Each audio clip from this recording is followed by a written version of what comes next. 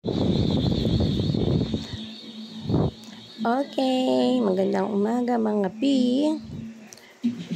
Share ko lang, kakatapos lang ng botohan kahapon.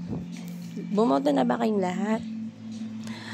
Ay grabe, hapon na ako pumunta sa botohan.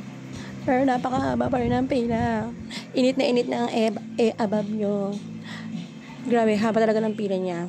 Then hinanap ko pa yung presinto ko at ang name ko sa mga papel sa pader. Hindi ko siya makita, yung pala nasa baba. Ngayon, di nakita ko ang isa kong kapamilya. Salamat sa kapamilya ko kasi binigyan niya ako ng tip para hindi ako tuminga ng mahaba sa pilahan. Hindi ko naman gagawin kung hindi ko naman nakita yung kakilala ko na tumiknik. Di sumunod na ako. Sabi ko, buntis ako. Ha? Walang naniniwala. Tinitingnan ko lang masama yung nagbabantay. Ikaw yon. Buti na lang close ko siya. Sabi ko, buntis na ako, 2 months. Ayun na nga, diretso na ako. Pumirma, binigyan ng folder, nagsulat, nagsignature, bumoto, then diretso na din sa PCOS. After nun, kinukulit ako ng mga kakilala ko. Asaran. Wala eh. Ang haba ng pila, buti tayo siyam-siyam.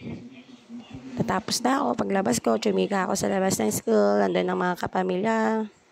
Asaran kami. And then, after ng bardagulan, nagpaalam na ako. Ayun lang. Anong mga ulam nyo, mga B? Niluto ko is gatang tahong. Ewan ko. Ako lang, nag-invento lang ako. Dapat chicken curry punta sa tahong. Tahong curry punta sa tahong gata. Pero kahit ano pa naman din yan. Galing yan sa aking heart. Masarap yan. Kulong-kulo na nga yan eh. Niluluto ko kahit napakainit. Thanks.